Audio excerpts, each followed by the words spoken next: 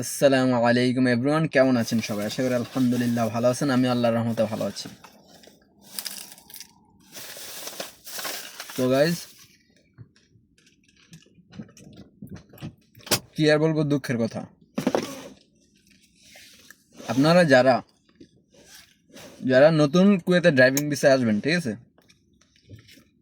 চেষ্টা করবেন বাংলাদেশে গাড়ি চালানোটা ভালো মতো প্র্যাকটিস করে আসতে। যেমন কোথাও জব করলেন বা কিছু করলেন, মানে গাড়ি চালানোর পেশায় যারা আছেন বাংলাদেশে, তারা আসবেন। তাদের জন্য কুয়েতে আলহামদুলিল্লাহ ড্রাইভিংয়ে খুবই ভালো হবে, ঠিক আছে, তাদের জন্য। আর আমার মতো যারা 2 দিন ট্রেনিং নিয়ে বিদেশে চলে আসবেন, ভাই বিশ্বাস করেন খুবই বিপদে পড়বেন আর খুবই সমস্যা পড়বেন। এই একদিকে আপনার সিগন্যাল ব্রেক হয়ে যাবে, কারণ নিয়মকানুন তো ভাই এখানে অনেক করা, বুঝছেন। এখানে আপনার পুলিশ দাঁড়াইব না,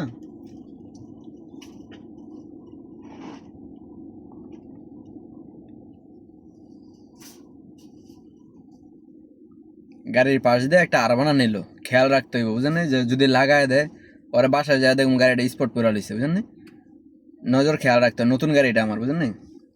তো যাই হোক, যেটা বলতেছিলাম, যে যারা কুয়েতে আসবেন ড্রাইভিং ভিসায়, তারা দয়া করে বাংলাদেশে ভালো মতো ট্রেনিং নিয়ে, হ্যাঁ, বাংলাদেশে কোথাও জব করে বা গাড়ি চালায়া ভালো মতো করে তারপর আসবেন।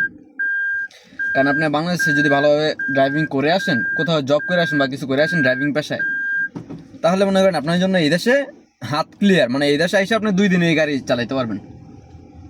কারণ একটা সিগন্যাল ব্রেক হইলে বা একটা ছোটোখাটো সমস্যা হইলে ওইটা আপনারা বস বলবে যে ঠিক আছে, নতুন হিসাবে আপনারা গণা ধরে নেবে, কিছু বলবে না। কিন্তু যদি ভাই আপনি মনে করেন একটা গাড়ি লাগাই দিলেন, ঠিক আছে, তাহলে মনে করেন সর্বনাশ।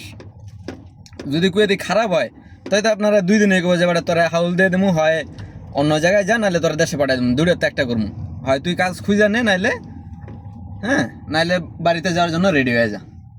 এই দূরে তো একটা হইব, বুঝছেন নি। আর কারণ মনে করেন আমরা যখন গাড়ি চালাই, রাস্তায় তো বেরোয় ভাই।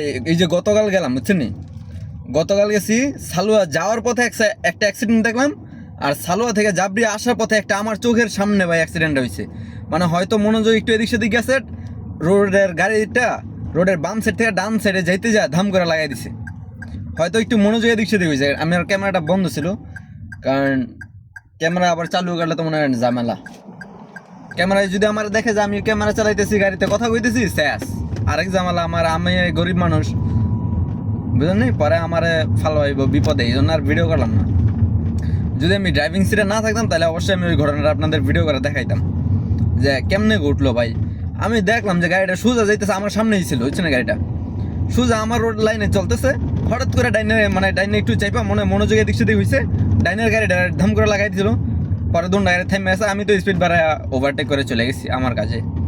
কারণ স্লো করলে আরেকটা জ্যাম বাজবো, পরে পুলিশ তো ওই জাহারা রোডে থাকে, বুঝছেন, জাহারা রোডে ওই ইয়ারটা হয়েছিল 5 নম্বর রোডে। তো মনে করেন এই হলো অবস্থা। তো আপনারা যারা ড্রাইভিং ভিসা আসবেন ভাই, দয়া করে চেষ্টা করবেন বাংলাদেশে কোথাও ড্রাইভিং চাকরি করে আসতে, ঠিক আছে। বাংলাদেশে তো আপনি জানেন গাড়ি কেমনে চলে, একটা রোডের ভিতরে আওয়ার রোড যাওয়ার রোড, মানে কোনো ঠিক ঠিকানা নাই, ঠিক আছে। তো ওইখানে যদি আপনি হাতটা ক্লিয়ার হয়ে যায় পুরোপুরি, তাহলে মনে করেন যে আলহামদুলিল্লাহ কোনো সমস্যা নেই, ঠিক আছে। আর ছোটোখাটো ভুল করতে করতে বাংলাদেশে আপনি শিখে যাবেন। আর বাংলাদেশে জানেন ছোটোখাটো অপরাধ করলেও কোনো রকম বাঁচা যায়, কিন্তু এইখানে আবার ছোটো অপরাধ করলে আপনার কোনো বাঁচার কোনো চান্স নেই, পুরো একদম এমন বাস দিব যে শেষ।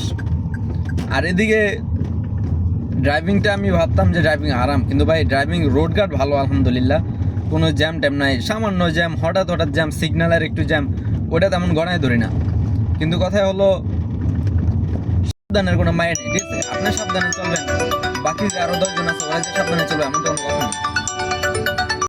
তো যেটা বলতেছিলাম, কাজের মধ্যে খালি ফোন দেয়। যাই হোক, যদি আপনারা কেউ ড্রাইভিং পেশায় আসেন, তাহলে অবশ্যই দেশে একটা ড্রাইভিং কাজ করে ভালো মতো শিখে আসেন। আর ভালো মতো রোড গাড়ির নিয়ম কানুন সব যাই না আসেন ভাই, কারণ এটা বাংলাদেশ না, এটা ভীষণ করা। এখানে একটুখানি অপরাধের জন্য আপনি কোনো ছাড় পাবেন না, এই হলো কথা। আর ড্রাইভিং বিষয়ে বিভিন্ন বিষয় জানতে হলে জানাবেন। যদিও আমি নতুন, কিন্তু আমার আশপাশে অনেক পুরাতন লোক আছে, আপনাদের কিছু জানতে হলে আমি ইনফরমেশন সংগ্রহ করে আপনাদের জানাবো। আসসালামু আলাইকুম।